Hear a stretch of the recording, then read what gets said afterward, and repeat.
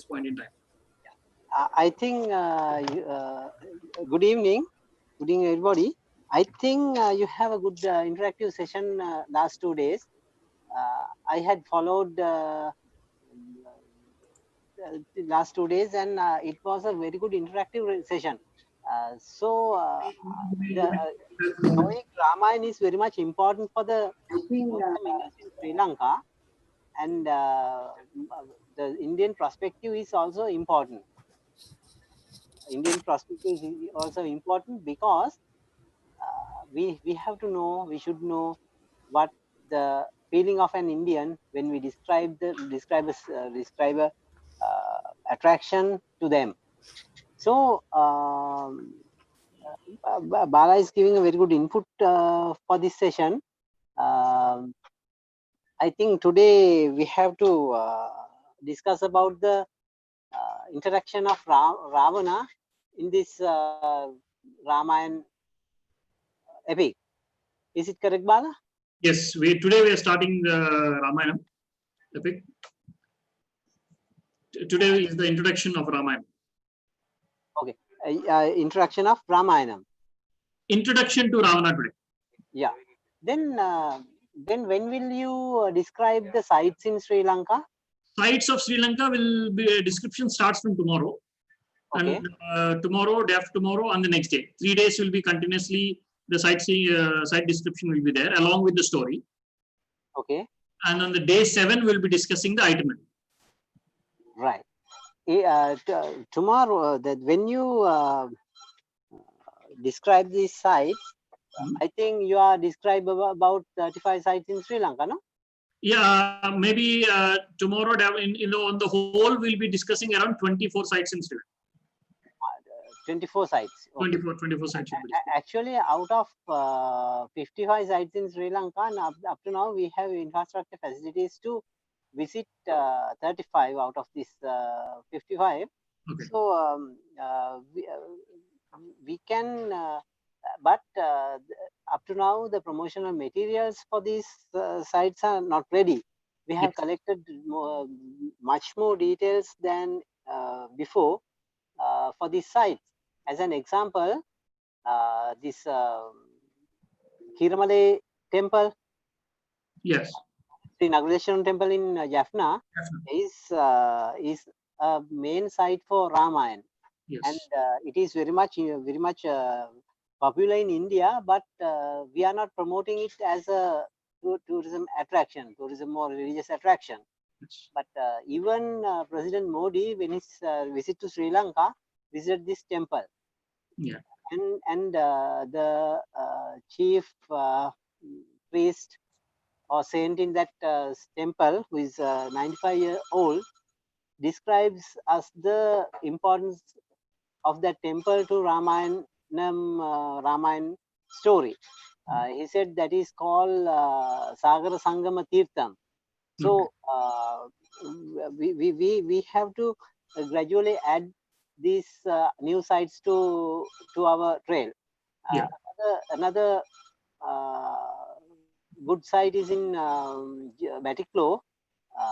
It is also very much the very popular sites among Hindus in Sri Lanka, but we have not taken it to Ramayana up to now. Now we have to add this new site to the trail and promote this gradually. Yes.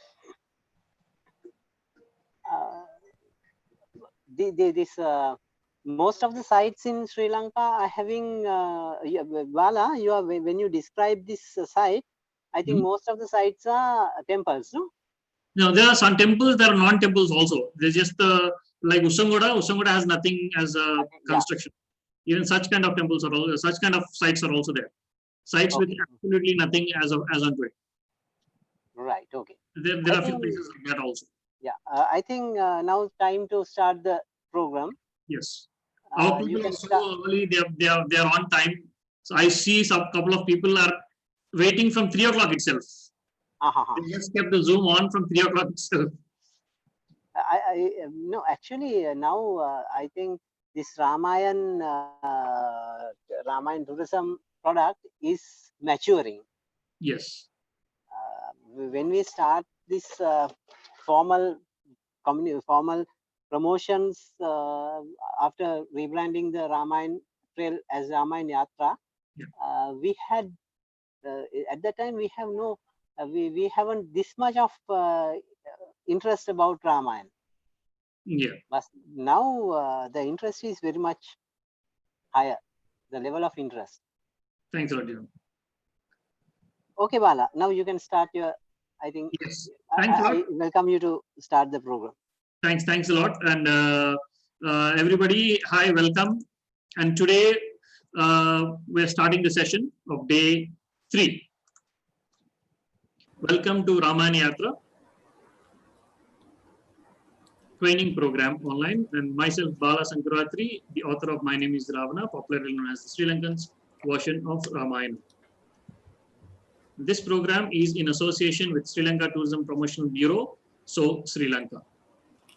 We're starting the day 3 program, and let me all guys tell you something. I remember on the day 1 and day 2, a lot of people have asked me, are there any evidences of archaeologically or scientifically, are there any ways where you can prove Ramayana is happened and so date and so time, all this stuff. And I promised I will try to get someone who is expert in that, and that expert is already watching you all. So he'll be joining us in a while. He'll be joining us in a while, and he's taking time. It's very early morning, 5 in USA. He also joined actually. Right. Let us start off with the session today. Day 3. What are we going to cover on day 3? Let us rewind what we have covered on day 1 and day 2. On day 1, we have the class intro and guidelines of the classroom. No cross-talking, and the running notes has to happen.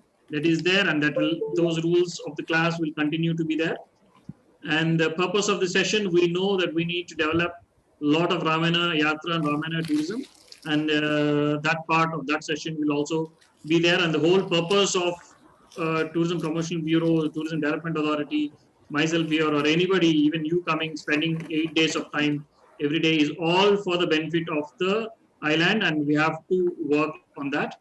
And we should not forget that. And classification Ramayana, we saw it can be classified as cultural tourism, it can be classified as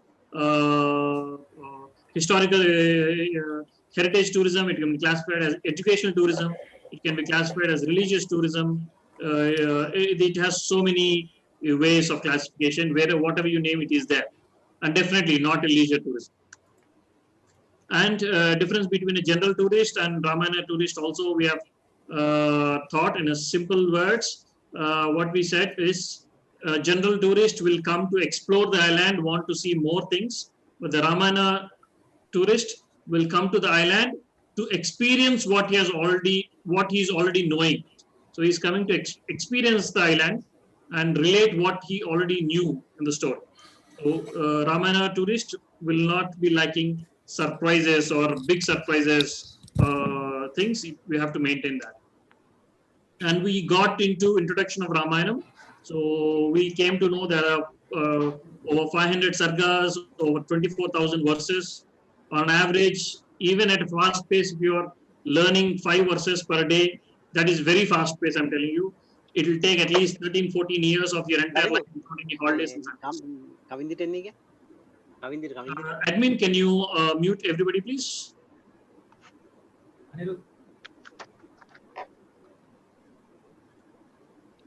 And then we have dived into Ramayana. Then we have seen Balakanda, a lot of things. And yesterday we have covered Ayodhya Kanda. I know a lot of heaviness was there yesterday, the whole program.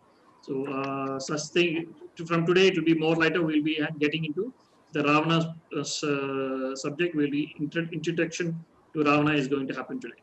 So we saw the My Name is Ravana teaser also. There was some audio problem. We shared it into your groups. I hope you all liked it.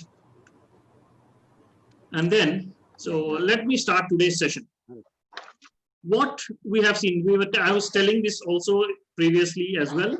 So most of us, what we have done is we have watched Ramayanam through a teledrama or a teleserial. We have seen it through movies and movies, cinemas, etc.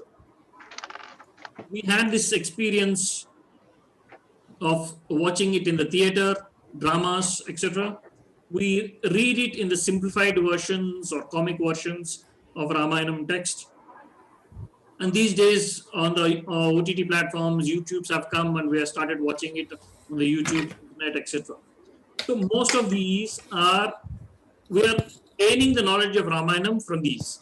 And there is absolutely nothing wrong in gaining knowledge and obtaining knowledge through these. But at the same time, we need to understand, like we said, we discussed earlier, whatever we are seeing on the YouTube or in drama are all confined to the time limits. It is not the explanation of all 24,000 or over 24,000 verses of Valmiki Ramayanam. So we encourage you to read the original Ramayanam, or at least for Sri Lankans, we have made a simplified version. If you can read My Name is Ravana, read it. If you can't, if you can better read Valmiki Ramayanam itself, those who cannot read Valmiki Ramayanam, this is the simplified version. And let me tell, always we find Ravana with 10 heads wherever we go, right? And now, how can a person with 10 heads keep walking? And the words what I'm using is one of my friends' words from the 21 Notes Valmiki Ramayanam YouTube episodes. This is one phrase I want to take it. I want to adapt it from there. And how did Ravana enter into a door with 10 heads? Is it practically possible? Did he always use the sideways entries, turn a little and then move? Is it practically possible to be like that? No. Ravana too is like us, like you, like me, like all of us. He too has a single head, is a very gentle, nice personality, and we'll be knowing it. There is an expert on this. He'll be speaking in the second half of today's session. So when he is only having 10 heads, why is it so that he's shown in that way with 10 heads? The simple reasons are, so the modern chess, or earlier called as Chaturanga, the boards and dimensions are little changed from the olden times. It is considered the Chaturanga was also invented by Ravana to play a casual game with his wife Mandodari. He is known for music. He is the one who made Ravana Hatta, you all know that. And he is the one who made Rudraveena. So he's the inventor of those. The science of dividing the entire music into 7 notes, be it Hindustani, be it Carnatic, be it Western, you may call Saregama, you may call Do Re Mi Fa, whatever you call, that science of bringing it to 7 notes was given to us from Ravana himself. Shivatandava Stotram.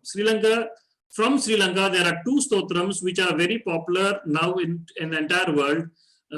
One is Shivatandava Stotram, which is written by King Ravana himself, and I will be telling more about Shivatandava Stotram in few more things in a while. So the second one is, during the time of war, Rama was taught Aditya Hrudayam by Agastya.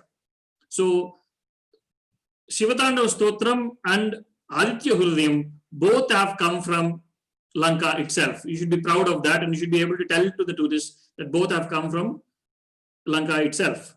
Now, a little interesting thing about Shivatandava Stotram. How popular is Shivatandava Stotram? Every time, it is very common in India and across the world, when they are praying to Lord Shiva, they play Shivatandava Stotram, which is a very common attempt. And how popular it is. Recently, with the modern music background fusion, this Shivatandava Stotram is remade and been uploaded onto the YouTube, and you guys can assume it has the viewership. Hello, sir. Yep. Hello. Tell me.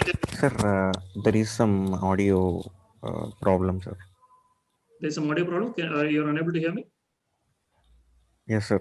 Some disturbance. How is it now? Hello. How is it now? It is okay, sir. Okay. Or you want me to change? Yeah. Okay. Hello. Is it fine now? It is fine, sir. Great. Okay. So, guys, if you have not, we're talking about the Shivatandava Stotram. And Shivatanda Stotram recently also added into YouTube, recently in the sense another 2 years back. And when it is being made with the new fusion music and being uploaded once again onto the YouTube, the viewership is, you keep guessing in your mind, the viewership is over 206 million views are there. One of the music director has redone the same work and uploaded once again with the male voice. Earlier one was with the female voice, and the next, again when the male voice has come, it again gained around 55 million views. It's everything in millions. And recently there was a very popular movie released in India. I'm sure most of you might be knowing it. There was a movie in India all over called Bahubali. It has a lot of music in it, and one of the song was having this Shivatandava Stotram in the background. The starting of the song is some verses of Shivatandava Stotram was used in that thing, and that song gained the maximum viewership in the entire movie, and that is holding around 326 million views on the internet today. So we as Indians or across the globe are so fascinated with the Shivatandava Stotram, and the origin and the writer was Ravana Brahma himself. I'm coming to Pushpaka Vimana. Ravana is the master of Vimanas more than me. You all know, you all saying about the 5 airports in Sri Lanka, all this stuff. You guys know it much better than me. He's the master of Vimana Shastra, that is aeronautics. He is well known for knowing all Vedas, and he is known for Ayurveda. Even today in Kerala, in Ayurveda universities, when they're talking about the subject called Arka Shastram, which means converting, the Arka Shastram is basically about making the syrup, preserving the medicine in the form of a liquid and in the form of a syrup, and using it later date whenever required. So that is how we use the tonics, all this stuff, what we say. The concept of syrup and the Arka Shastram, when they're teaching that, even in the Ayurveda universities in Kerala today also refer Arka Shastram to King Ravana. So there's so many things we need to talk about Ravana. And of course, last year, 2019, government of Sri Lanka has launched first satellite of its own with the help of American NASA, and they named the satellite as Ravana 1. Hope the Ravana rest 2, 3, 4, and up to 10. All the 10 hits of Ravana will be going into the space, I guess. And now, with a person of so much of versatility, if he needs to be shown in a painting or a portrait, how can that be shown?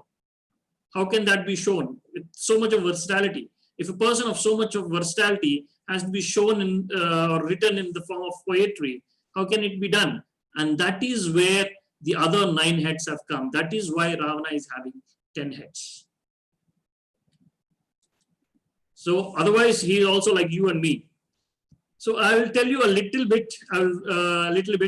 So we all know, and you all know, you also might have heard that Rama is the incarnation of Vishnu. Rama is the incarnation of Sri Mahavishnu. Well, so now I'm not using the Sri Mahavishnu's image here. I'll be using it in the next slide. So Mahavishnu, some people show Sri Mahavishnu in the form of sleeping on the huge snake, Lakshmi Devi is there, all this stuff. It is the way of depicting the power of the supreme power. So you may consider it in any ways. So Sri Mahavishnu, if it is Rama who has come, if it is Sri Mahavishnu who has come as Rama, then who was Ravana who has come onto the earth? You guys should know that. Yes, Mahavishnu has come onto the earth as Rama, but who is Ravana? They both, Mahavishnu stays in Vaikuntham. Mahavishnu stays in Vaikuntham. Even Ravana as Jaya and Kumbhakarna as Vijaya, they were also staying in the same place, Vaikuntham. Okay, let me tell you a small of Dashavatarams of Sri Mahavishnu. The first one is considered to be the Matsyavataram in the form of fish. And next is considered as the Kurmavataram in the form of a tortoise. Next is considered as Varaha Avataram in the form of a boar. Next is considered as Narasimha Avataram in the form of a lion and a half man. Next is considered as Vamana Avtaram, a short-personed man. And next is considered as Parashurama Avataram, and the next is considered as Rama Avataram. We are talking about Ramayanam. This is the 7th incarnation of Rama. You guys need to know which incarnation of Rama is Mahavishnu. Is the 7th incarnation of Vishnu is considered to be Rama. And next is considered to be Krishna, and the 9th is considered to be Siddhartha Mahabuddha. And the last one, we are yet to see him, is considered to be as Kalki. So we are seeing now Sri Lanka is so much connected to this avataram, 7th avataram, and so much connected to the 9th avatar. And you know, so we consider Tirupati to be the Mahavishnu himself. That is one of the reasons many popular people from Lanka also keeps visiting Tirupati these days. And I have a picture from Tirupati for you to show. Before showing that, let me slide through the story. What is the story behind Jaya and Vijaya? You see Sri Mahavishnu on the top, lying on some water kinds, sleeping on the bed of a snake with 5 snakes. So, and you can see 2 people guarding him. So they are the greatest devotees of Mahavishnu. They are called as Jaya and Vijaya. One on the left is Jaya, one on the right is Vijaya. They are considered as Jaya and Vijaya. These, one day what happened was, Sri Mahavishnu says Jaya and Vijaya that he is feeling tired and he does not want any disturbance to happen for him. Vishnu never gets tired, but he wanted to tell that there is a reason. Okay, and in this picture, if you observe, it is not clear. In Mahavishnu, from his belly, there is another flower-like thing coming, and that represents that it is the birth of Brahma. There is a reason for me to telling this. Remember that Vishnu's son is Brahma. Remember this part. In the next slides, it will be useful for you. Remember that Vishnu's son is Brahma. Remember this, and the next slides you will be knowing much better about it. So Jaya and Vijaya are the gatekeepers of Sri Mahavishnu, with an intention of not giving any disturbance to Mahavishnu. They are waiting there, and then comes these 4 sages who are considered to be always young, where the age doesn't fall onto them. So there are Sanakananda Kumaras, there are 4 of them, and they come there. And Jaya and Vijaya humbly request that we cannot send you inside because the Mahavishnu is taking rest. For which Sanakananda Kumaras get angry that when we come, you don't guys allow us to go inside. They get angry and they curses these Jaya and Vijaya, who are Ravana and Kumbhakarna in the later births, curses that you are going to be separated from the Lord himself. So they were very shocked. Then Mahavishnu comes out with a smiling face, stating that he knows what all happened, and then says, cursing my devotees, which means cursing me as well. Cursing my devotees is cursing me as well. So Sanakanandas, please give the remedial points for these people. So for which Sanakananda Kumaras gives the 2 options and asking Jaya Vijayas to choose whichever they wanted to. The first option is take birth on the earth as a very good man for 7 lives and preach what is good for the humankind. Keep preaching what is good for the humankind for 7 human lives. Or the second option is you go onto the earth, be the greatest person on the earth for 3 lives, but you end up life showing the heights of evilness to the humans. During the process, the Mahavishnu himself should go onto the earth and teach the goodness. So the whole act should happen in such a way that the episodes happening between you and Sri Mahavishnu himself will teach the mankind what is good and what is bad. So the whole act of Ravana coming onto the earth and Rama coming onto the earth is all because to teach the mankind what is good and what is bad. And you'll start knowing many things in the coming days. Ravana is a king and he has everything. At the last moment, I'll tell you, Ravana is such a great king and you'll be knowing all this stuff. End of this session, I'll put you a question also. When a person of so huge versatility can such a huge versatility person can only fall for a lust for one lady? It is not. But that was portrayed by himself to teach or say something to the humankind. That is the twist. Ravana has taken the great pains to teach you and me and all of us why he has behaved like that, why he has abducted Sita. What are the reasons behind he abducting Sita? Today or tomorrow we'll be discussing that topic as well. Today, concentratedly, we'll know about the greatness of Ravana, and then tomorrow we'll know that for every act of his, the reasons behind. And this is the picture from Tirupati. So we all know that Tirupati is a famous temple. A lot of Sri Lankans also go there. So I also happen to escort some of the top officials of Sri Lanka also in Tirupati. This is the main temple room. The main temple Lord is inside. The door is closed. You have to pass, and there you see the two people on the left and right side, and those are Ravana and Kumbhakarna.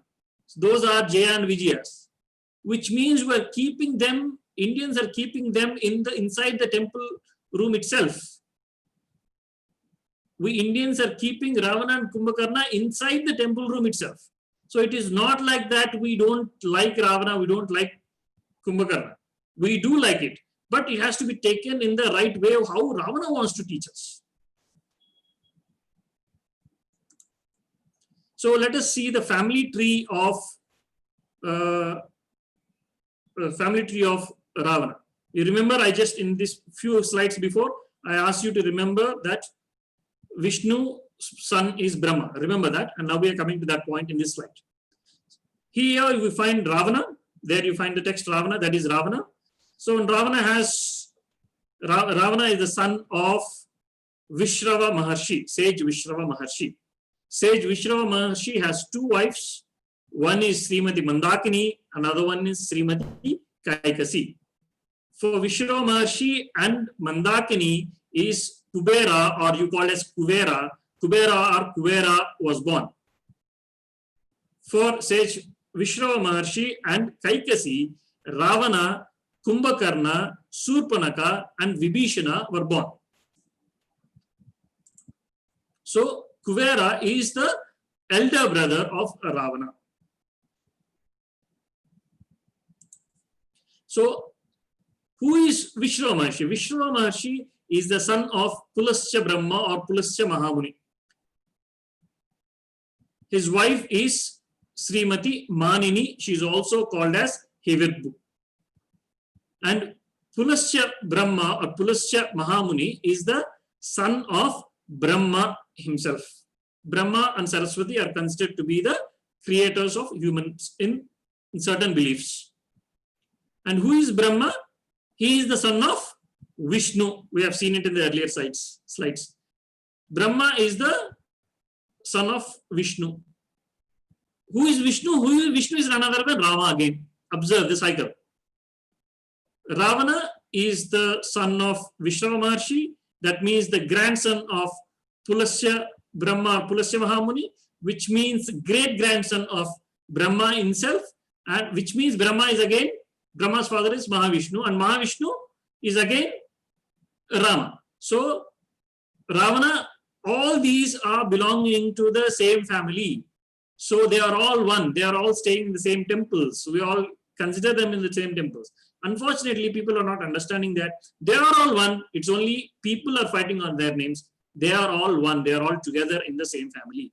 They have come onto the earth for a purpose, and they have done their job to teach the mankind the goods and bads, all this stuff, and then they move forward. In the tomorrow's slide, you will see how much of pain Ravana has taken when he's abducting Sita. Inside, he cannot tell it outside. He's playing a very nice thing to show one story for the world where he's having the internal pain for himself. That pain of what Ravana is undergoing, you'll be knowing it. Ravana is so popular in spite of these many years. Rama is so popular in spite of these many years. Sita was so popular in spite of these many years, is not because of their virtue, it is not because of their royalties or kingliness. It is because of the pain they have taken to teach us, the mankind, the right path. All of them have taken the pains because of that pain. That pain is what made them so popular and they are still living in the hearts of us. And let us come to Sri Lanka. Before we'll talk about Sri Lanka's history more related to Ramayana for a small slide. When Ravana was born, at that time, this island, Lanka, was in the rule of Kubera. Ravana knows his birth history and he wanted to do, he need to achieve that goal someday. And I'll be repeating this story a little tomorrow when the Sita abduction has come. I'll try to read out a couple of pages from my book as well. For that, what he need to do is he need to first gain knowledge. Ravana has went across the globe. Learned lot of things. He's gained extraordinary knowledge. He learned Vedas, everything. He learned extraordinary knowledge. That is not just sufficient to beat Kuvera and occupy Kuvera's kingdom. So then he goes for tapas or meditation or prayers to Brahma and Shiva. His prayers to Shiva continues throughout his life. When he did his prayers to his great-grandfather Brahma, so then he gets the boon. Remember very carefully here. He takes the boon that he cannot be killed in accident, he cannot be killed by diseases, he cannot be killed by wild, he cannot be killed by natural calamities, he cannot be killed by insects, he cannot be killed by spiders, he cannot be killed by ants, he cannot be killed by any method. He requested that he cannot, first he requests that he cannot be killed by anything. And he gives the list and he mentions almost everything in the universe. But he doesn't mention the humans. He doesn't mention the humans while asking boon from Brahma, that he should not be killed with humans. When he particularly mentioned even insects, spiders, all this stuff, when he mentioned the natural calamities, everything he mentioned, why didn't he mention that he should not get death during the boon, that he should not get death from humans? Which means he knows his story and he wants to tell something to the humankind, that there is something great that humankind can achieve. A person who has nothing and born as a humankind can do something great and can even defeat such a greatest warrior. He wants to teach the humankind that. That is why he wantedly eliminated requesting the boon while asking the boon to get exemption from death from these elements. And he didn't mention the humans in those list of things. That if he really wanted to be immortal, he might have included the men also. But he didn't mention it because he wanted to give the message to us, the humankind. And later on, he becomes more powerful. To become more and more powerful, he need an administration, he need an army, he need a kingdom also. Then he will send Kuvera off. He will send Kuvera off and occupies Lanka as its headquarters of administration. That's how Lanka becomes Ravana's. Before Ravana, it was Kuvera's. And what is before Kuvera? That is all the next thing. It's a detour actually. And what did Ravana do? I'll try to close it with this slide. What did Ravana do? Ravana did an amazing city.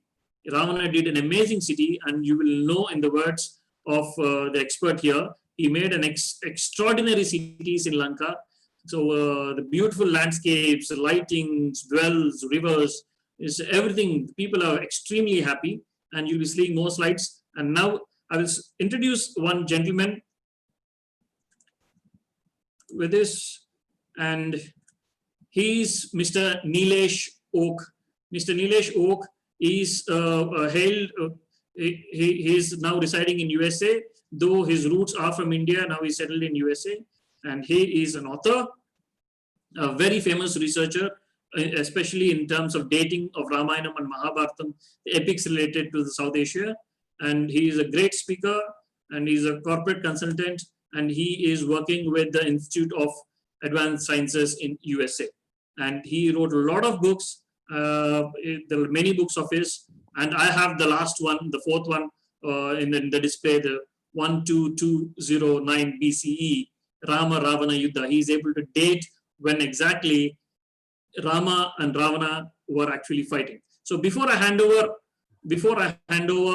uh, uh, the slides, the presentation to Mr. Neelasho, I want all of you to do a small exercise for me. Admins, please keep observing everybody. If there anyone whoever raises the hand first, please unmute them. I'm going to ask a question. Today is 26th June 2020. Today is 26th June 2020. I want from the entire group, who tells first, today is Friday. Today is Friday, if I'm not wrong. Yes, today is Friday. I want you to tell me what is 26th June on 2024, 4 years from now, 2024, what is the day of 26th June? Who tells first?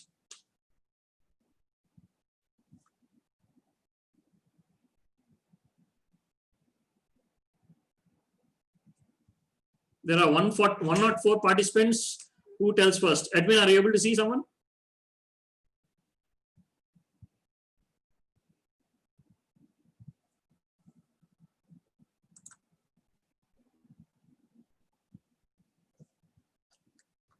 I am unable to see everyone. Okay, I'll just stop the presentation.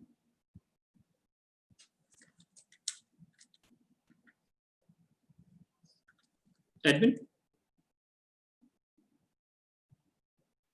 Okay. Right. So admin is not available. There is some problem with the power issue. So I will take the admin job also today. So someone, anyone who can lift the hands, please? Who can tell first? Okay, wait. Yes, Sachira, please tell me. You can unmute yourself and tell. Hello, sir. How are you? It's Friday. It's Friday. Friday is 2024. Today is Friday. Yes. What is June 26, 2024? Friday. It's also a Friday. It's also a Friday? Yes. Or I think it's Wednesday. But enough. Wait, there's someone. Sir, tell me please. Malsi, someone, you can unmute. Yes, you can unmute, sir. You can unmute. I have unmuted you. Wednesday. Pardon? Wednesday. Yes, it is Wednesday, right? Right, Wednesday. So what we in this short span, what we did is we all referred to the calendars and found out what is that. We have the printed calendar, or we have the calendars in your mobiles and display screens or laptops. But how our ancient people used to see the calendar. Our ancient people used to see the calendar from the sky. So they used to see the stars, the position of the stars. From that, they used to find the calendar or the dates or timings of the seasons, all this stuff. So what Neelashok ji has done, he is an expert in that. I'll be passing it over. What he is in is just to give a small a layman thing. So in Ramayana, there are a lot of dates, a lot of stars positions were mentioned in the Valmiki Ramayana. That is the reason I asked you to remember when I'm telling Chaitra Masam, Pushya Nakshatram, I asked you to remember in yesterday's slide. So there's the link here. So like that, the dates, the stars, the seasons were mentioned in Valmiki Ramayana.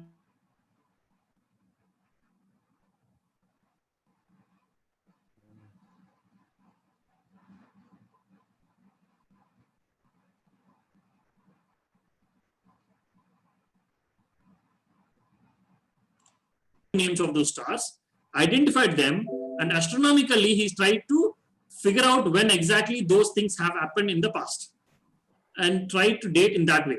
And here I'm Neelashok ji, you can start your presentation. Here is Neelashok ji and spotlighting him. Neelashok ji, hi. Namaskar ji. Namaskar, greetings to everyone from Atlanta, America. Thank you very much, Balaji, for inviting me, and this is a wonderful opportunity, to share. And so my request to all participants is to listen through what I have to say for next 30 plus minutes or so. And I would be very happy to respond to any questions, anything that you would have. In fact, many times the best learning comes in the question answer session.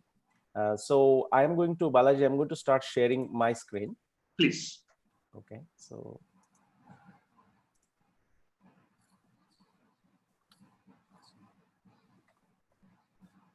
So do tell me when you see my my screen here. Yes, we're able to see your screen. Yes. Okay. Okay, very good.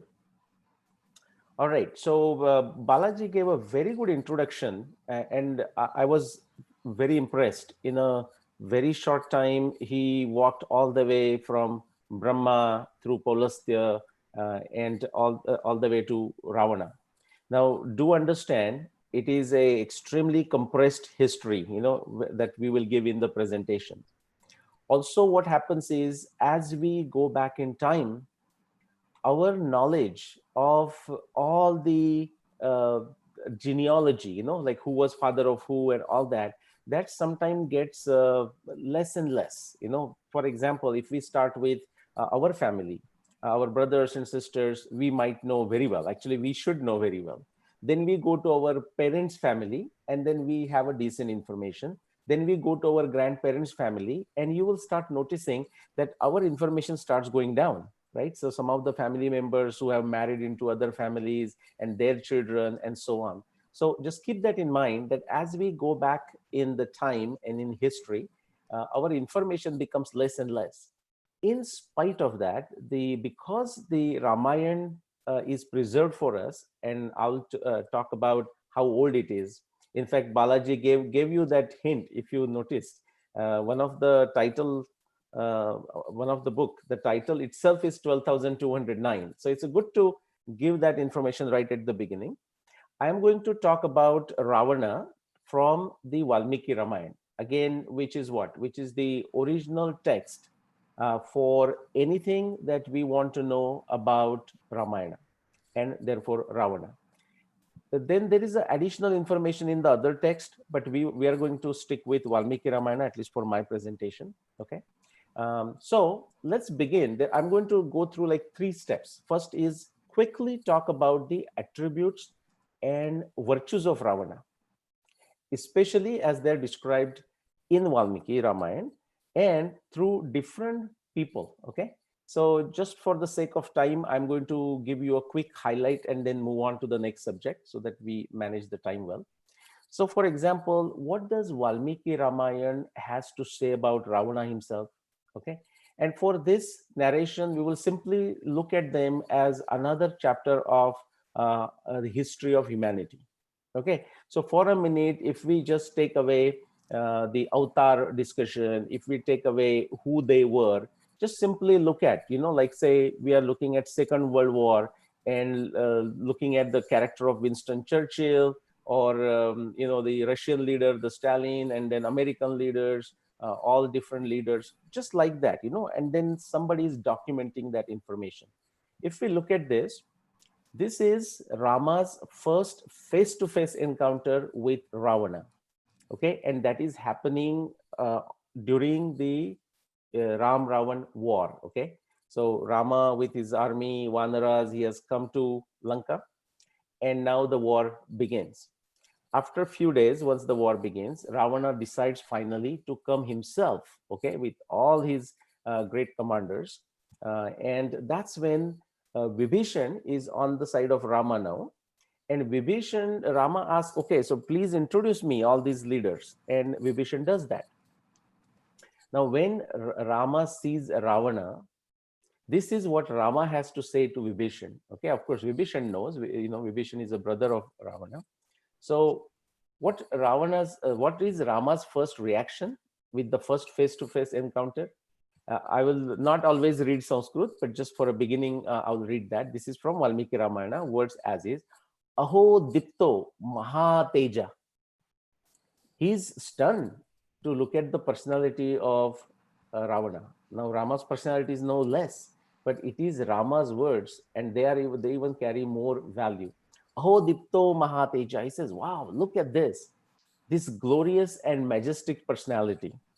Or he says, Adityam iva dushpresho rashmi vira bhati Ravana suvyaktam lakshaye yasya rupam teja samovrutam. And I will not bore you with the Sanskrit all the time, but just to give you a flavor of how beautifully and in a poetic manner, but also very, very factual way, Ravana is described by Rama. And so Ram is saying here, he's looking like a shining. He's shining like a sun. And just from the visual looks, I can see that he is of a magnificent strength. I'm going to fast forward, okay, and bring this to the last day of the Yuddha, of the war. So, again, Ramayana has many descriptions, but still it is not very easy to even decide how many days actually the war lasted. Okay, so the best estimate we can do, and there is enough evidence, by the way, to support that, is that it lasted for 13 days. So the war began just after full moon, like 2 days after full moon, and it ended on the new moon day, or when the Amavasya day, which is when the moon and sun kind of together, not always the eclipse. So that was the 13th day of the war, and this is the day when Rama killed Ravana in the war. Now, this is very interesting. Okay, so now what is Vibhishan? Now Vibhishan felt very sad, naturally being his brother. And now Vibhishan is describing, some of the virtues and attributes of Ravana, and to Rama now, okay, and to the people who are surrounding him at this point. I will not read the Sanskrit part. Sometime I may, okay. But what Vibhishan is telling to Rama is saying, this is describing Ravana, by the way, is that this was the person who was very bold, very strong, extremely popular, Vikhyat, and prudent in politics. He understood statecraft well. And that's why he was ruling a huge portion of the world then. And I'm going to briefly refer to that, okay? Huge portion of the world, okay? He was a prudent in politics, in statecraft. And again, I'll skip the Sanskrit portion. But again, Vibhishan is saying, and how was Ravana? Ravana was established in a rule of good conduct. He was very virtuous. He was the incarnation of virtue. That's how Vibhishan describes it, and an epitome of a strength and a goodness. Okay, dharmasya vigraha, sattvasya. These are some of the words are used in describing him. Again, Vibhishan says, and who frightened the three worlds. Now, that's not necessarily a bad thing. If you are an administrator, if you are a ruler, okay, and you have to protect your kingdom, then you have to have a strength, and other people should have a respect for your strength. Okay, so who frightened the three worlds. That's what Vibhishan is telling to Rama, by the way. Okay. Now, the description continues. And Vibhishan is again telling Rama some of the other aspects of Ravana. For example, how did he live the life? He gave gift to the dharmic people, to the sages. Anena dattani vanipakeshu. Okay, the people who lived in the forest and did their penances and meditation. He gave gifts to those. Okay, and he also, as a king, enjoyed the pleasures and took care of his associates. Okay, took care of his associates. He all himself enjoyed the pleasures, but in a very detached fashion. See, this is very interesting. The same message is told to Rama also in Ramayana, but also some additional literature around Ramayana. For example, Yoga Vasishtha, which is instructions of Vasishtha to Rama. And Rama was also a prince. And so obviously he has to, as a prince, he has to live in the palace and all those things. And Vasishtha tells Rama how to live. He says, Antastyagi Bahisangi Loke Vichara Raghava. Because you are a king, you are a prince, inside you have to be detached, but outside you can enjoy. Actually, you should enjoy, okay, as a king. And so that's, again, description back to Ravana, enjoyed the pleasures and took care of his associates. He supported his friends in the time of their difficulties and otherwise. Dhanani mitreshu samarpitani. He was very, very useful, helpful to his friends in many ways, like wealth and whatnot. And last one again, remember, he is a king. And Vairani mitreshu nipatitani. And he was so strong, he destroyed his enemies. Okay, so that is the description of Ravana again. He was a ahitagni. You know what that means is in the tradition where he performed the fire sacrifice. In his household, in his palace, he had a fire that was going on all the time, a maintainer of a perpetual fire. The word is used, ahitagni, the one who has a fire going on all the time. And he practiced dharma activities, and he was an expert in Vedas. The Vedantanga Karmasu Chagra Shura. That's how Ravana is described. This is again from Valmiki Ramayana. And he was a proficient in the yajna activities, okay? The activities that gives us different sciences and technologies. And Balaji described wonderfully about Ravana's contribution to music, Ravana's contribution to many other activities, Ayurveda, and so on. Okay. Now, this is after Ravana's death. Remember, this is the discussion happening. And now, what Rama says to Vibhishana, and Vibhishana now wants to. Vibhishana doesn't know. Vibhishana is puzzled. Like, you know, the Ravana has lived a virtuous life, but in this last minute, Vibhishana has got a challenge, right? So because he snatched away Sita and so on. So Vibhishana is a bit confused. And what is Rama telling him is a very clarifying thought. This is again from Valmiki Ramayana. He says, Maranantani Vairani Nirvrittam Nah Prayojanam Kriya Tamasya Sanskaro Mama Pesha Yatha Tava. This is a very, very famous verse, shlok from Valmiki Ramayana. Okay, and I have given a crude translation below. It says, hostilities end with death. Let his funeral rites be performed. And the last line is very, very important. It is taught in India. I know, growing up in a small village in India for my first 15 years of my life, we would hear that all the time. And then Rama is saying to Vibhishana, Mama Pesha Yatha Tava. He is mine. He meaning Ravana is now mine as much as he is yours. Okay, that's like a quick snapshot about the attributes and virtues of Ravana through the mouth of Vibhishana, but also through the mouth of Rama as a Rama's first reaction, okay, to Vibhishana. Now, quickly, I'm going to get to the second part where it says, when did the Ramayana happen? And Balaji told me that number of you had these questions. And that's absolutely a great question to have. Now, sometime we may be lucky to find out when something happened, especially when we are talking of the past, like going back in thousands of years back. Okay, it's sometimes can be tough. Sometimes we can be lucky, and sometimes we have to put a lot of efforts. What you're going to see is a combination of all of that. Okay, combination of an effort, combination of a luck, and of course, this is based on the work done by many other researchers before me. Even if they may not have succeeded, or they may have reached the wrong conclusions in terms of the years, it was their work that allowed me to see some of the mistakes that they had done. Okay, and based on that, this is done. So, when did the Ramayana happen? I presume that everyone is curious to know that. And after this, we can even discuss why we should know it. And I'll briefly refer to that. Okay. I want to just give you a metaphor, okay, to quickly how I solved this problem of when Ramayana happened. Now, I have not been to, I look forward to visiting Sri Lanka, but I have not been to Sri Lanka to this day, okay? And I was talking to Balaji, and, you know, so saying, hey, what are some of the places that I must visit and whatnot, okay? I have, by the way, Sri Lanka, friends from Sri Lanka when I was living in Canada. Also, not many here where in this particular city where I am in Atlanta, but also in United States, okay? And so I used to also ask them, you know, how it is, and I have seen some videos and whatnot.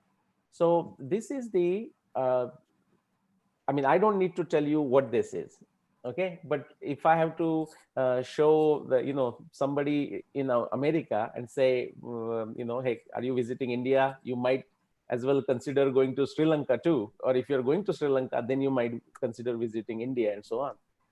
And so I show him this picture, let's say, and he's going to say, what is this? And this is my new knowledge too, by the way. And it's what a beautiful picture. I hope everyone can see it there. And as you all know, okay, this is the temple of the tooth relic. And so the next question would be, okay, if I want to visit, where is this temple of the tooth relic and how do I visit there? Okay, it depends on where you are.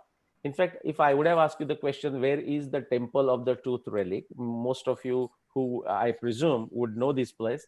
you actually may point me to that particular building in the middle and saying, well, that is the temple of the truth relic, and this is the palace, and this is the bathing area for the queen, and so on and so forth, right? You would do that. Well, definitely, and I would say thank you. But also the question is like how to get there from, for example, wherever the person is, like say in America right now. Okay, so question of finding a particular place, a particular location, is like, you know, solving the puzzle of noticing that place in the, noticing that location in space. Okay, and how would I do that, for example? And this is just a very simple example. I want to use it to take you to how I figured out when Ramayana happened. So I would start with the map of the world, for example. And Americans, you know, many times need the map of the world. You know, if you ask them what is north of United States, the answer is Canada, but they kind of go start thinking, you know, what's the right answer. Okay, so here is North America, and here we have Sri Lanka. So if I do this analysis, I need to figure out, okay, I'm in Atlanta. I need to go to this Temple of the Truth Relic. I find out from Wikipedia or some information, it is in Kandy, Sri Lanka. So I said, okay, so Americans will think like that. Okay, I'm just telling in a humorous fashion. He said, okay, yeah, let me take a flight to Kandy. And they're going to be possibly surprised. You know, they say, okay, there is no direct flight from America to Kandy. Okay. Then they find out more and they're going to realize, okay, I don't know where exactly, there is no international airport. I didn't see any international airport for Kandy. Okay, so what is the next place? Maybe Colombo International Airport. Okay, next question they will ask, can I go directly from Atlanta? Is there a non-stop flight from Atlanta to Colombo? Quickly, they're going to find out that's not the case. Okay, so they have to find out the connection. So they get to Colombo, they figure out how to go to Colombo. Okay, so now we are in Sri Lanka. So what I'm telling you is like we start with something broad.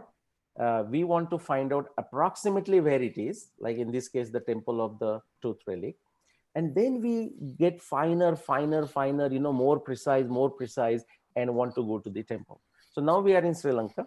Now we have to find out how to get from, say, Colombo to Kandy. Okay, so we find the buses, the tourist buses, the taxi, whatever is the mode of communication. So now let's say I am in Kandy. Now, just because I'm in Kandy doesn't mean I'm at the Temple of the Truth Relic. Okay, I'm seems to be in the area of the Temple of the Truth Relic. So now I will have to look at the map of the Kandy, ask the taxi person how to go to the Temple of the Truth Relic, and with all the directions, I will end up at the Temple of Truth Relic. Okay, I quickly took this detour to just give you a simple visualization of what I did to go from, say, Atlanta, America, all the way to the Temple of Truth Relic, is to first go broad, to go to a country, go to a particular city, go to that city, and then look at the map, and finally nail down the specific location I'm looking for. Essentially, this was the problem of finding a location in space. Okay, now to decide, to find out when. Now here we just did where. Where is the Temple of Truth Relic? Now let's change that from where to when. When did the Ramayana happen? What was the time of this Ravana? Okay, the problem is very similar to looking for now the event, looking for a specific historical moment in time. So instead of a location in space, now we have to find an event time. And the beautiful relic there that you see, the sculpture there, is the scene where Maricha, sage Maricha and Ravana came to Panchavati near Nasik, central Maharashtra portion of India, and took away Sita. And Maricha took the form of a golden deer, and Ram went after that. And you can see Sita, you can see Lakshmana on the left side, and all this. This one is from Yogyakarta, Indonesia. Okay, this sculpture is from Indonesia. Very beautiful sculpture. So let's look at when did Ramayana happen. Now, the method that I used, and that's what I did use with every other work that I have done. I have also done this for Mahabharata, the Krishna's deciding the timing of Krishna. I have done this for many other things, but let's come back to Ramayana. The same method, which is the latest modern scientific method that we use. And you can find this, by the way, into the Vedas. Okay, they're called darshanas, like Nyaya Darshana, Vaisheshika Darshana, and so on. The method is very, very simple. If you think, it's very elegant. Okay, So all that research that people would be doing in the university, especially in the physical sciences like astronomy and agriculture and whatnot, that they use this method. The method remains the exactly same. There are 5 elements. The first thing is you start with a problem. Okay, just like in this case, when did Ramayana happen? Okay, we hear about it, we read about it. When did it happen? Is there something that we can use to figure out when it happened? So we may start with a certain problem, and then to solve the problem, you propose a theory. Okay, now and then you look for evidence. You try to find an objective way to test the evidence, like the way we do it in the lab. Like, did it change the color of the liquid and so on? Okay, then we draw some conclusions, and in the process we use some background knowledge. So quickly, my theory simply said Valmiki Ramayana, and Balaji would have given you some introduction, but if not, Valmiki Ramayana has got 7 different kanda. Like, you can consider this as a big parts, 7 parts, and then it has close to 24,000 verses. Okay, together into 7 kanda. So Balakanda, Ayodhya Kanda, and so on. So I use this text of Valmiki Ramayana. I read it multiple times, 30, 40 plus times. And what I was looking for is specifically the astronomy observations, astronomy descriptions in the text. So my theory goes like this, says all astronomy observations, astronomy references, astronomy descriptions of Valmiki Ramayana text are actual, factual, visual observations of the sky of Ramayana times, okay, of that time. If that is true, because why, when they're writing it, just like Balaji gave a very good demonstration, what would be the day 4 years from now or 4 years previously and so on. Now we do that right now with the help of a calendar, a paper calendar, okay, or we can do some calculations.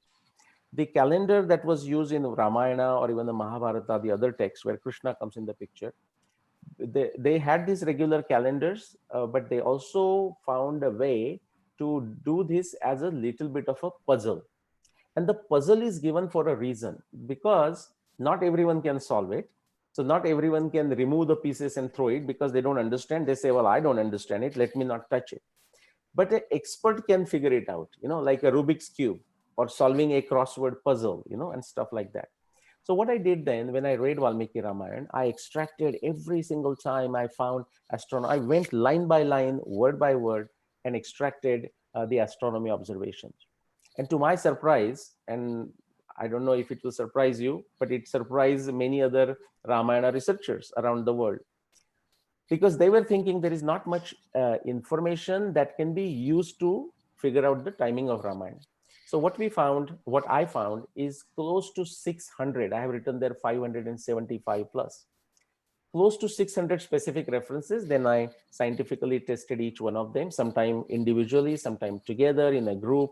And the conclusion was that the Rama Ravana Yuddha happened in 12,209 BCE. Okay, I'm going to walk you very fast through the process. Okay, and actual details are in my books. They are also in my 100 plus YouTube videos, 500 plus blog articles, and I have written 3 books. Okay, so it is there in that book.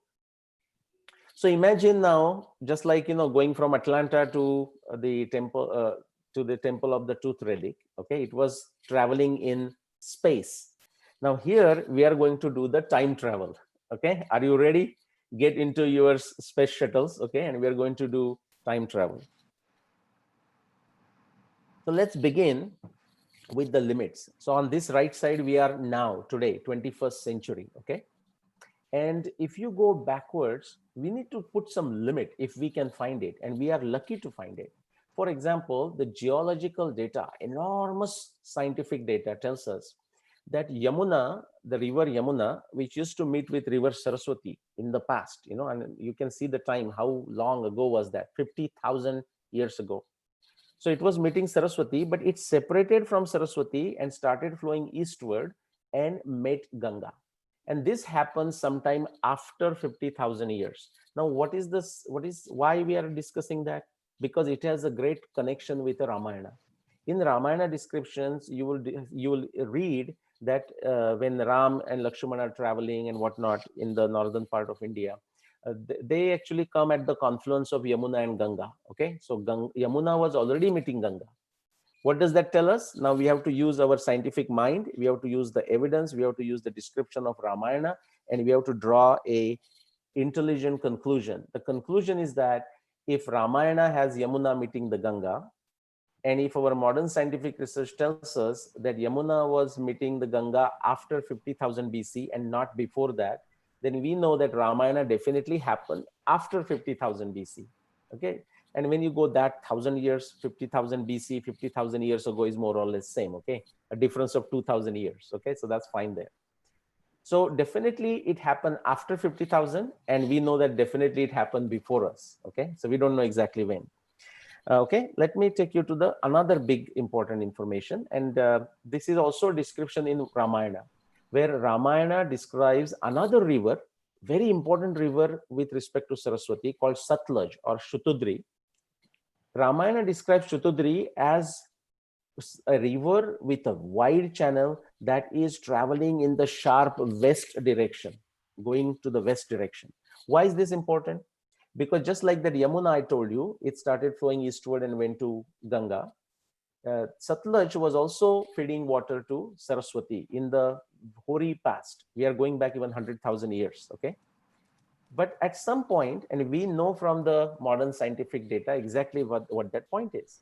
Around 13,000 BC, meaning say 15,000 years ago, Satluj sharply turned westward and started flowing west. And very interestingly, that description is there in Ramayana of it is flowing westward. Now, what does that tell you? Just like that Yamuna, that if Ramayana is saying Satluj is flowing westward, and Satluj started flowing westward only after 15,000 years, I mean, only in the last 15,000 years, then Ramayana must have happened or could have happened in last 15,000 years. Okay, that's how scientifically we go down. Now we are going to get into the astronomy evidence. Okay, so Mahabharata also my other work, and I will not refer to that, but I showed exactly using similar methodology that Ramayana happened 7,500 years ago. Okay, huge evidence, 300 plus astronomy observations. Okay, now let's get into Ramayana. Now I'm not going to take you into technical details of astronomy, but there is one reference when they were at a Panchavati, from where Ravana took away Sita. At that place, Lakshmana is describing the sky of a specific season, the timing of October, November in our times, or November, December in our times. But that time, of course, there was no November and no December, but the right time of the season. And based on that reference, we can show that the Ramayana event could have happened only before 10,500 BC. By the way, everyone understands BC. It refers to before Common Era, or you would be also familiar with the AD and BC, refer to the Jesus Christ, the reference as, that's what we use in the calendar, right? His birth year, supposedly. After that, it's like a 2000 years, 2020, we are referring to. Or if we go before, we say before Christ, or in a secular fashion, the word that is coined in the America and the Western world is before Common Era. Okay, so BCE. So, and so how do we understand BC? Simply, if you add 2000 years, then you know exactly how many years ago. So 10,500 BCE, which means 10,500 plus 2020, so like 12,500 years ago. What we are saying is, based on this one single reference, the Ramayana would have happened before the 10,500 BC and after 17,500 BC. There is another astronomy reference. I'm not going to go into the details of it, but I'm going to give you the conclusion of it. Again, all the details are in my book, those of you who feel very excited to read it. The second astronomy reference tells you that Ramayana must have happened between this. Now, I want you to bring the analogy back, so somebody from America wanting to see the temple of the tooth relic, first has to go somewhere in Asia, then in Sri Lanka, okay, then go towards Kandy, so it has to go narrowing down, closing the gap to go to destination. That's what we are doing here. There's another reference that gives us another bound on when Ramayana could have happened, and then one more reference, okay, and that also gives you another bound. In fact, with doing this, I have only used maybe 10 references out of that 600 references that I told you. Okay, so I have practically those 500 plus references still with me.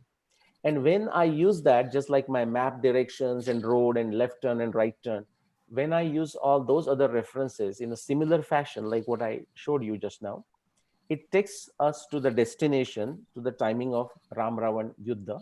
Okay, and that was that it tells us that it happened in 12,209 BC, and all other references support that. So that's the conclusion. It, for simplicity, you may remember this as it happened more than 14,000 years ago.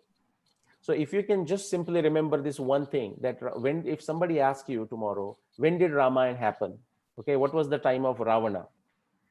If you say more than 14,000 years ago, then you basically summarize it reasonably well. If they want to know the details, they can go to these books. My first two books are on the Mahabharata. The third book, actually I said third, but it was the second book, wrote in 2014. The Historic Rama, the Indian civilization at the end of Pleistocene, because it goes beyond 10,000 BC. That's why Pleistocene. It's available in paperback and in Kindle on Amazon. And those of you, I mean, you are not in India, but those who are in India, you know, because these books are in Amazon, they're printed in United States and then get shipped. So they cost, you know, in the US dollars. And so people in India, for example, they can have a relatively inexpensive, like, you know, books, the same books in India through another publication. And just so that there is no confusion, the Historic Rama that I wrote in 2014 and the 12,209 BC is exactly the same book. For some technical publishing reasons, the name needed to be changed. Okay, and so that's why it was changed to 12,209 BC. All right, so that's briefly about the book. Now, something else. What I just told you is about, briefly, of course, was about astronomy evidence. Okay. But just to let you know, and we have no time to discuss astronomy evidence, no time to discuss this, and that's not the main aim of this presentation. But just so that you know, beyond astronomy, there is evidence, scientific evidence coming from all these different disciplines. Okay, climatology, oceanography, archaeology, agriculture. By the way, something very, very important about agriculture, I will briefly mention it. One of the oldest agriculture, I don't know if you knew this, and if you knew it, great, you know, you should feel proud about it. If you don't, then you must remember this, besides Ravana's time more than 14,000 years ago, is this. The oldest evidence for agriculture right now in the world is found in Sri Lanka. I don't know how many of you knew that. Now, this is already been published in a peer-reviewed papers, okay? Multiple papers, as a matter of fact. A very good evidence of a settled agriculture with a domesticated seeds and whatnot is in Sri Lanka, goes back to 16,000 BCE, which is 18,000 years ago. Again, if you knew it, great. If you did not know it, this is something I would encourage, and I would be happy to provide you the proper publications. These are by Sri Lankan scientists, by the way, through Balaji and whatnot. But you should put that somewhere into your tourism brochure, I would say. Amazing thing, because the world is thinking it was done somewhere else. Of course, the agriculture would have started in many places, but as of now, the oldest evidence is in Sri Lanka, 18,000 BC. But I'm not done. I'll tell you one more thing. There is also evidence of harvesting of grains. Okay, harvesting of grains, harvesting of produce, you know, natural produce. It's not very clear from the evidence whether it was agriculturally planted or actually only just naturally harvesting. Either way, the evidence is very impressive. Again, it comes from Sri Lanka. And just hang on to your chairs. I don't want you to fall off. Okay, as if you know it, you're not going to fall off. If you have not heard, you may fall off. I'm just jokingly saying this. The evidence for a harvesting of grains, harvesting of fruits, etc., comes from the oldest evidence, I would say, or one of the oldest, comes from Sri Lanka. And now listen to this. It goes back to 43,000 BCE. 43,000 BCE, more than 45,000 years. Okay. So my point is, there is a much more evidence for the agriculture, for the civilization, whatnot, in Sri Lanka, in India, and in Asia. Okay, now that we are finding out, keep that in mind as we go back. Our details, how much details we can find, goes down. So there is a huge evidence in support of this date. Okay, all right. Now, what is the good news is there is a much more literature that is coming up. For example, a few years ago, maybe 2-3 years ago, Trivin Nair, he's originally from Kerala, lives in the Middle East, wrote a book, Land of Seekers. The only point I wanted to just mention there, the book is slightly about a different subject, but he used the dating of Ravana, that Ramayana that I have established. And so you see there in his epilogue, the January 12,208 BCE. Okay. So Ravana's Rama, the day Rama killed Ravana was 6th January 12,208 BCE. And so there is a description and the Indrajit's family, moving around and so on. I don't know if you know this place, Kataragama. I mean, so you might be aware of that place. And quickly, I'll mention slightly, if you go to the second paragraph down there, again, he uses, it was 11 January 12,208 BCE, 7 days to the death of Indrajit. So based on my timeline, Valmiki Ramayana references, I have established the day Indrajit was killed was 4 January 12,209, and for Ravana it was 6 January 12,208.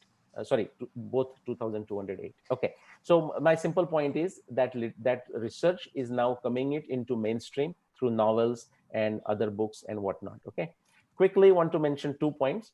One is Ravana's empires. Not many people know about it.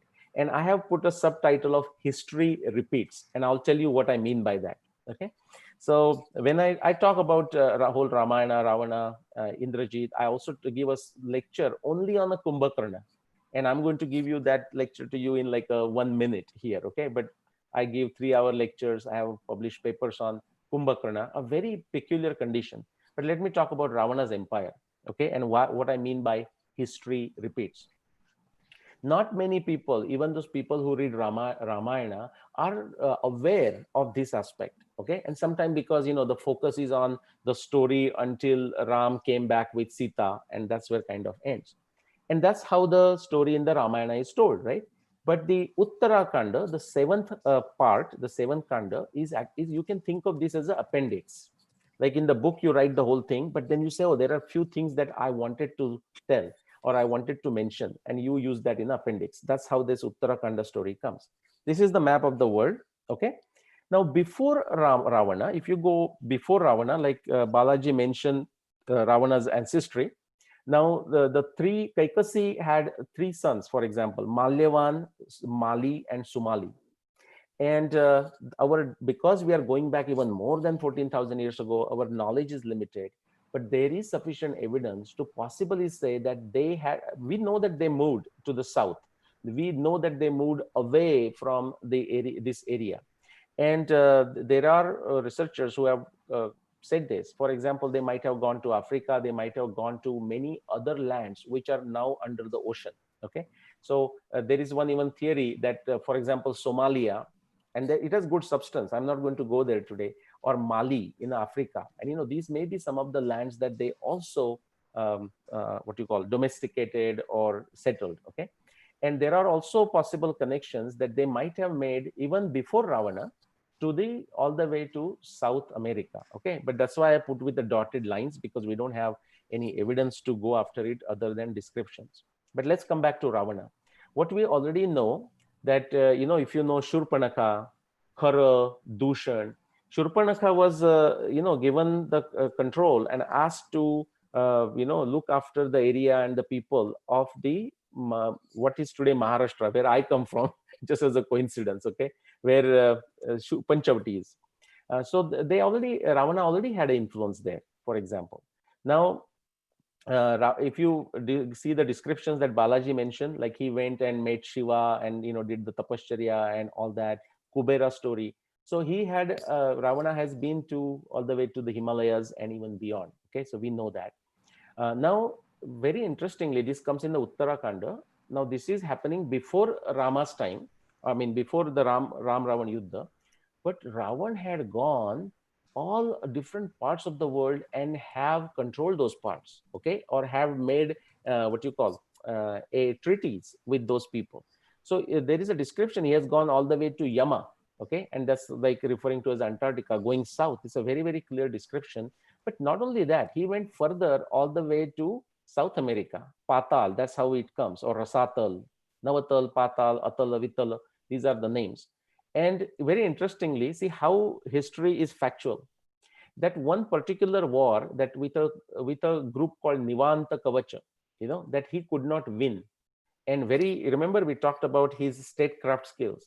He settled, he did a nice settlement with them, made them friends, so that they become his friends in his other adventures. Okay, so we have these descriptions, by the way.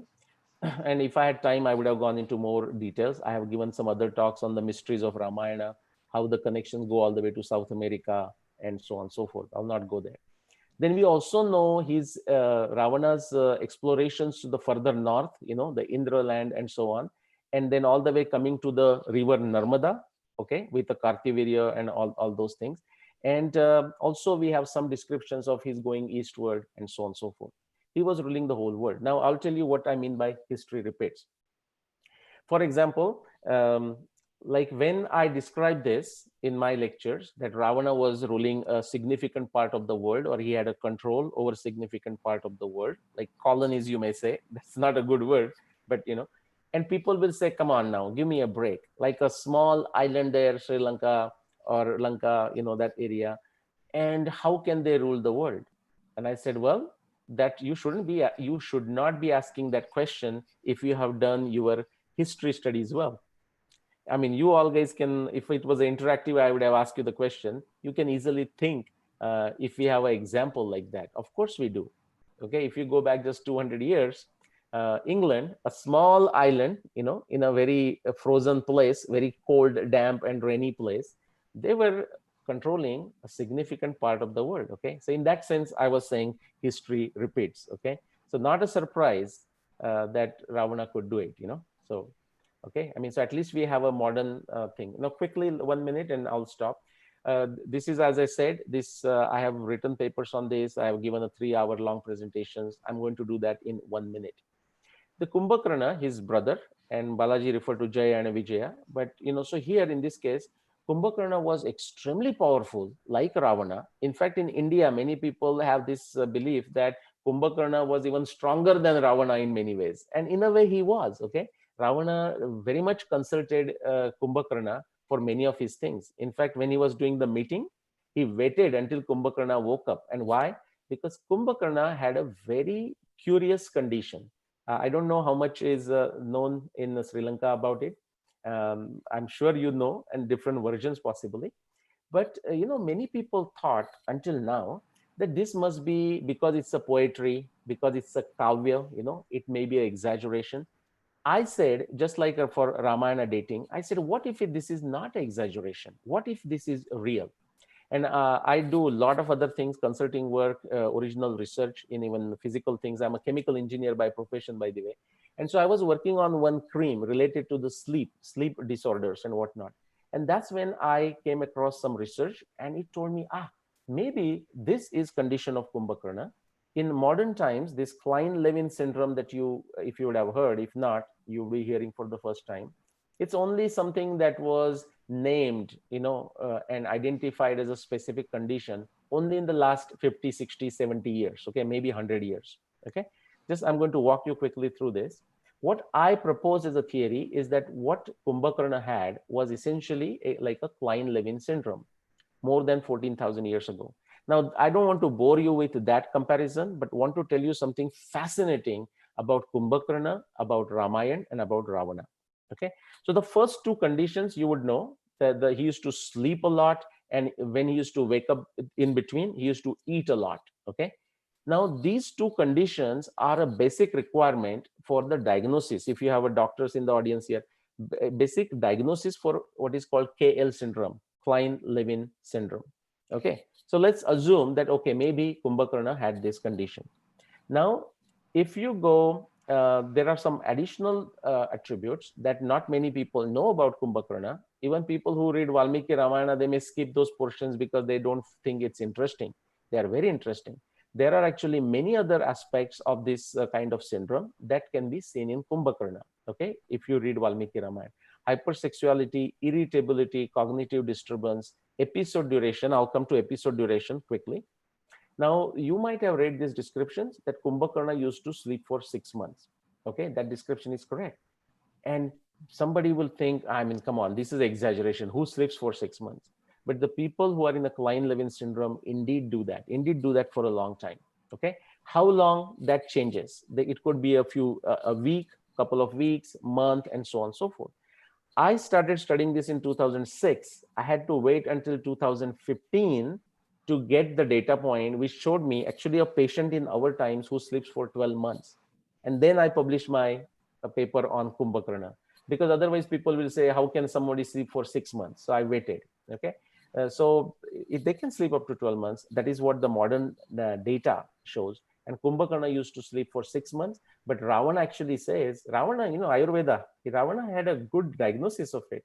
Ravana describes that Kumbhakarna sometimes sleep for 6 months, sometimes 7, sometimes 8, sometimes 9, sometimes 10. And that perfectly matches with Klein-Levin syndrome. Okay, what happens? The interval between episodes, I'll go fast through this, and that matches with Kumbhakarna's case. The behavior when they are not in that episode, okay, they behave very normally. Very normally. They're intelligent people. Kumbhakarna, he's described as a dhruti, with an amazing intellect, and Ravana concerts him. Okay, the onset of when it begins and so on. But I want to get to the 2 points, especially that one important point, if not two. The careless patient management. Today, if somebody is having KLS syndrome, there is no known cure for KLS syndrome. People are trying all kinds of things, sometimes, to sell that product maybe. So the simple recommendation it comes down to is this, that make a very comfortable place for this patient. Keep the room dark so that the sunlight doesn't disturb, because he or she will be sleeping for a long time. When they keep the noise level down, they get irritated, so have some perfumes, the pleasantness, put some flowers, keep the food ready in huge quantities, drinks ready in huge quantities when they wake up. These are the recommendations in today's time. Now, if you have already read about Kumbhakarna, or if you have read the Valmiki Ramayana descriptions, you will see that Ravana exactly did those things. Okay, when they wake him up during the war of Kumbhakarna, these all the people who go to wake him up, they know the protocol. They keep the food and different drinks ready before even he wakes up. They know that it takes efforts to wake them up, but it can be done. And what Kumbhakarna tells Ravana too, that he says, I'm feeling this sleepy when it started, the onset, and please build us a place for me. And do you know what Ravana does? Valmiki Ramayana tells us Ravana built a underground palace for Kumbhakarna. Not only that, it was like air condition. It doesn't use the word air condition, but actually it uses Vatanukulita, which is air conditioner. That is how is used the word in India for air conditioning, Vatanukul. And Valmiki Ramayana tells us that a fragrant flower, fragrant smells, the fragrance wind was circulated in his bedroom or in his palace, so that he's not irritable. And it was underground so that the sunlight doesn't bother him. Food was always kept ready. So my point is that whatever we consider today, to this very day, the latest and greatest treatment for Klein-Levin syndrome is exactly what was administered to Kumbhakarna more than 14,000 years ago. Okay. And with that, I'm going to quickly, Balaji, can I use another minute or so? Yeah, you can. Okay. Yes. Yeah, I want to quickly read a poem. This is written by one of my friend, a great science researcher, Naresh Ayerji. He's originally from Tamil Nadu or some area, but based in Gujarat for a long time. So fluent in multiple languages. Just of that multiple languages, I want to use that to explain the point that Balaji explained with a dasha nana, 10 heads. Now, if somebody is somebody speaks multiple languages, most of us do, right? Then the word that is used is multilinguist, but also multiple tongue, multi-tongue, multi-tongue. He's a multi-tongue, meaning he can speak multiple languages. So it doesn't mean the person has multiple tongues. It's the same thing. It's like a polymath, okay, polyglot. The words, the poly in the sense of a many, doesn't mean literally they have like a polyglot, or polymath, meaning multiple heads. No, the person is so intelligent that it is described in that language. So Naresh Ayerji speaks multiple languages. Okay, so Ravana's Blessing, this is a poem written by him a long time ago. and he had shared with me in some context. Now Ravana is saying this, but Ravana is also talking sometimes in between to Rama. Okay, so this is a dialogue, not a dialogue, but Ravana telling Rama, but also us. He's talking to us. History will be unkind to me. Make a spectacle of my anatomy. So like we sometimes don't understand them properly. You fight with godly powers, which is he's telling Rama, to gain ground that eluded me. O mighty armed Rama, little do people know what drama that you and I play together to subdue the entanglement of the Lord Kama. This is a Cupid. Okay. And now today of scientific query, with man transplanting a head already weary, wouldn't you and I advise them to give up pursuits of a goal contrary? It's a question mark, Yes, we fought over the right to own a woman against her wishes sown. Janaki, the daughter of scientist king, me by lust and you by the known. Who did win? Forever marked with sin, I hear, O Rama, that you too lost in people's din. Okay, people, of course, that we're glad we remember it, but many people have no idea what Ramayana is. Okay, it's a wonderful biography, wonderful chapter of our history for the whole humanity. There is not much, in fact, almost none that exist in a textual form that can take us to more than 14,000 years ago. Let's the Dashami resolve that man shall no more revolve between 10 heads and one, for with his own evolve. No fear of multiple head disorder, no fighting within one's own order. Let bless this humanity today, our secrets buried, and eternal peace as a sign of the story recorder. All right. So with that, I am done. I'll stop sharing. Great. I hope you enjoyed it, and maybe we are at the end of the time. So Balaji, back to you. Yes. Crowd, if you have any doubts or any questions to ask, the live session today, I am only your admin. So admins have some power issues, so I'll be taking both the roles. So if anyone have any questions to put, please raise your hands. I'll be looking out. Or else I'll do one thing. I'll unmute you all. So please kindly unmute, ask the question, and mute yourself directly. Okay.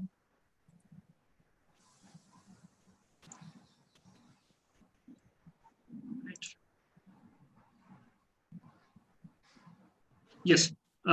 Person who is having any doubt, please raise your hands. You can unmute, introduce yourself, and then ask the question, please. Yes, Ishan, please. You can unmute. Yeah. Ishan, please. Unmute again. You muted again yourself, Ishan. Yeah. Have you found any tangible facts? I mean, the archaeological things you can prove? Okay, great question. The question is, have we found any archaeological things? Okay, so what I showed you, for example, just briefly, is astronomy. Now keep that in mind. There is a field called archaeoastronomy. So archaeology is a broad word. Initially, typically archaeology, when we think of archaeology, we think in terms of pots and pans, like digging something and finding. So in that terms, we haven't, because see, it's going back, when forget 14,000 years ago, we go back more than 5,000 years ago around the world, and we find something, I mean, that's the problem. But if you take a broad definition of archaeology in terms of, say, archaeology in the sense of geology or rivers, that's also archaeology evidence, like when they change the courses. So that gives us a limit. I'll give you a quick interesting archaeology. It comes under paleontology. Okay, for example, Valmiki Ramayana describes in Ravana's, by the way, Ravana, next to his Pushpak Viman, it was guarded by elephants, or elephants-like creatures with 4 tusks. Okay, 4 tusks. And when people read that, it was used to make fun of Ramayana, especially Western European guys. He said, well, okay, 4 tusks. Now tell me more about it, what I have not heard. Now meaning for many years, now that more research has been done, there is actually a species called, you might know the name, Gompothere, and there are many others, who had 4 tusks. Now they existed many million years ago, which is true. But what many people don't know is that they existed as late as 9,000 BC until 11,000 years ago. And where did they exist? They existed in South America, they existed in North America, they existed in Asia, Thailand. These fossils are found everywhere. So that is archaeological evidence which corroborates with the 14,000 year timeline of Ramayana. And then there is a more evidence, like I would ask to, if you type Nilesh Oak and mysteries or something, you'll find my talk at Purdue University, where I talked about some other references from Valmiki Ramayana, where Sugriv, just like Ravana, Sugriv also knew about the world geography all the way to South America. And there are some engravings in South America, in Peru, which can only be best described by a verse from Valmiki Ramayana and no other. Great. Any more questions, please? Any more questions, please raise your hands. Or you can unmute yourself and say hi or something.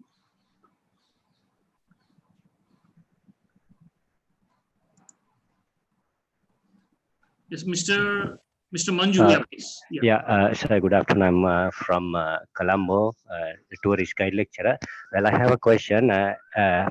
Did Ravana learn the science of yoga? Because I heard in South India there were 18 great siddhas like Bhoganatha. He lived excessively long time during the practice of pranayama and kriya yoga.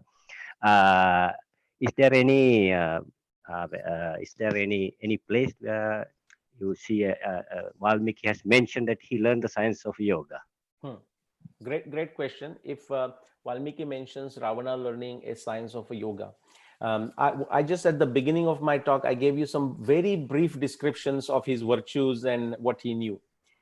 So Valmiki Ramayana itself describes much more about Ravana, like what he knew and his tapasya, and he was a very, very expert. You could sense that. So was Vibhishana, by the way.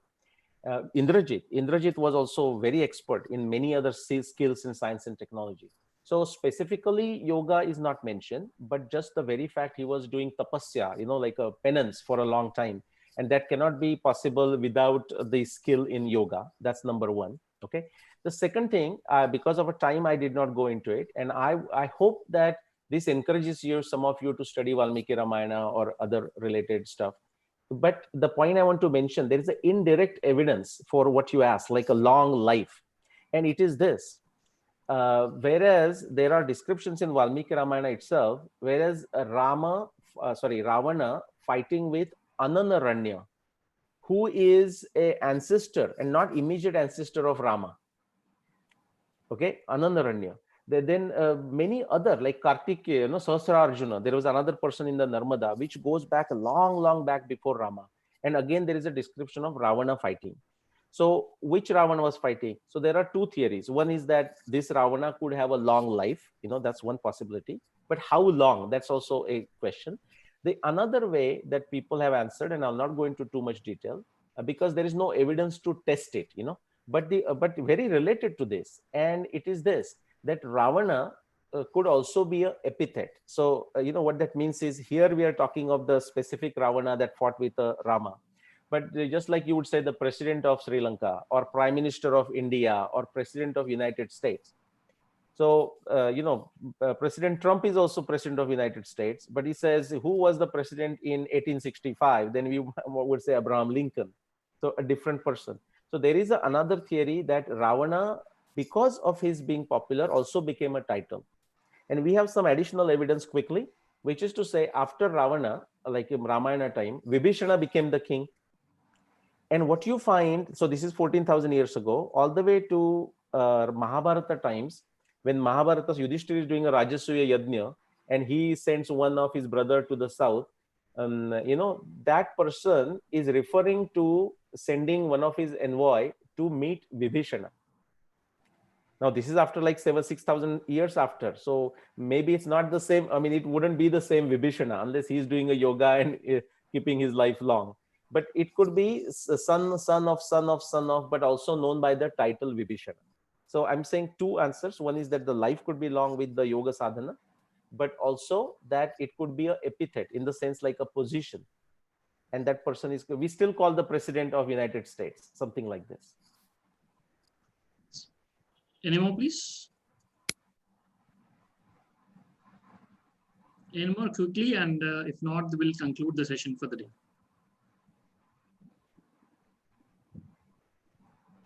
I'm just going through all the screens. We have 4 screens. Ishan has raised the hand again. Who is? Ishan? Ishan, okay, Ishan, please. Actually, after the war, what happened to Ravana's body? Okay, great question. What happened to Ravana's body? And in fact, slight discussion came there, which was Vibhishana was in a bit of a confusion. What to do now? I mean, he's his brother, very beloved brother. Vibhishana is very much in love with him. But, you know, this one particular act that Vibhishana is not kind of happy, you know, in a humanly thinking. And that's where that Rama says, see, he is now he's a great personality. We talked about it. I mean, and he says, now please continue and do his all the final rites. He's as much mine as much as he's yours. And in a very beautiful, there is a beautiful description in Valmiki Ramayana how the sandalwood woods were used, how all the, you know, the what you call the priest came, how they performed the whole ceremony, and he was given you know, the cremation, like with the fire rites. That's how he was given in a big way. I mean, Ram was a witness to that. Yes, any more? Quickly, I'm saying I find no more hands. Guys, I hope you all liked it. I want at least 1 or 2 of you to give the feedback on today's sessions, please. And we'll close the session. Yeah, Sachitra gave a thumbs up. Kushiji, you can talk actually. You can unmute and talk, please. Koshiji? Yeah, you can unmute and talk, please.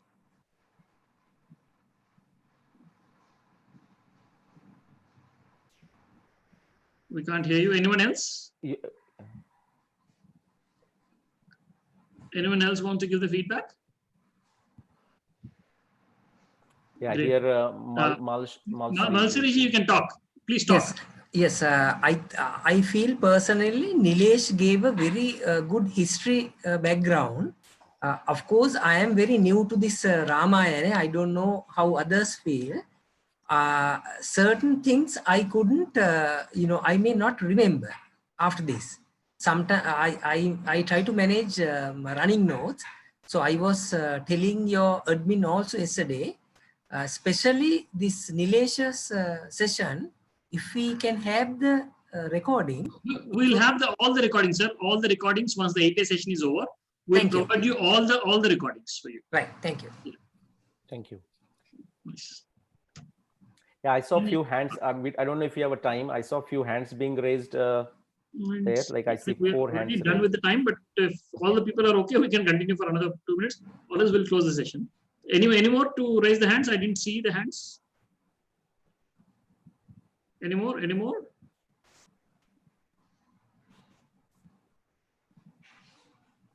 Nileshi, I don't find any hands going up. Okay, I see. I don't know why I see it. Like, you know, Manjula, Fernando, I see the hand. Vasanta, George, Jayveera, M. Arun. Whoever it is, you can unmute. You can unmute yourself and talk, please. You're allowed to unmute. Your system allows you to unmute. Please just click on the unmute and then please talk.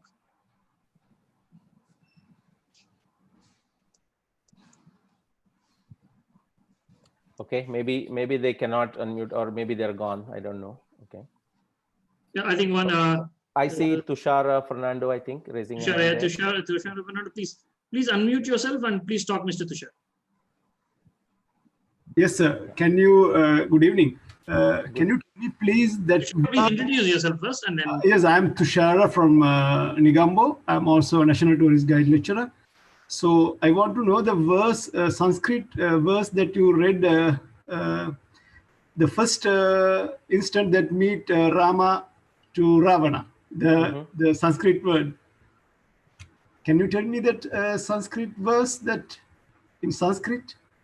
Yes, yeah. I mean, I mean, we can find a way to, through Balaji, we can find a way to send those verses to you in Okay. translation. I can also send you the link. There is an online link, you know, for the whole Ramayana. At least the first 6 kanda is there. And the very specific location also, I will say. But you may start there, but you may want to explore others. Like there is a, what I've given you is possibly 1% of Ravana's description from Valmiki Because Ramayana. when we describe in Sanskrit these words, most of these tourists they like. Yes, even if you use few lines, even if you use few words and then say That's in right. English, right? That's Yes, right, yes. absolutely. Great point. Yeah. So we will make those available to you. Send the links and whatnot. Okay. Thank you very much. Thank you. Nice to hear you. Thank you. Hi, boss. Sanjeeva is raising a hand there. Sanjeeva, can you unmute yourself? And You can unmute yourself and talk. Yeah, go ahead. Yeah, sir.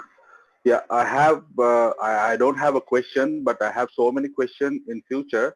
But I'm requesting with Mr. Nalesh and Mr. Bala to give us maybe a 30 minutes or some more time to ask the random questions. Like we have so many mythics in Sri Lanka about Ramayana, because we believe Ramayana and we believe in Ravana. We believe in Rama. There are so many things we have heard. So I have write down so many questions. I'm not going through in this particular session because it's interrupting the learning process. So if you can give us maybe 30 minutes to ask all these questions in one time, like, so we will continue asking. So it will be a small chit chat, maybe like small conversation about apart from this session, apart from the facts, but the things which we want to know. So this is a request, not a question. So maybe if we can have that time with you too, so it will be better for us. Okay. Yeah, and I'll leave it to Balaji. What I will mention is if you have a long list of questions, and this is for all of you, and if you can send those to Balaji sometime, we can, and assuming we can find 30 minutes in this session in future, in next few days. If I have the questions in advance, and so is Balaji, we may actually come up with a prepared short answer so that we can answer as many questions as we can in the limited time. Everybody, I've just put in the chat message an email address, info@ramayanyatra.com. Please shoot all your questions to that, and we'll try to arrange another session or something. Okay, guys, any more hands going up, or should we close up? Okay, fine. All of you, one thumbs up, and we are closing the day session. Thanks a lot. Thanks a lot, Aibuan. Thank you. Ninaji, Sri Lanka has a very nice way of saying namaste. Yeah. They say Aibuan. Aibuan, which literally means it is, which has come from Sanskrit literally, it's Ayuhu Bhuvanam, live long. Yes, absolutely. Very good. That is the way they say namaste. Yeah, I will talk to you, Balaji, and I will perfect my pronunciation of that Ayubhavan, Yes, I want to say it the right way. Yes. Okay? Yeah, thank you. Thank you everyone for joining and listening to me. Thank you again. Okay, I will leave the meeting, okay? Yeah, we are leaving. Thank you, guys.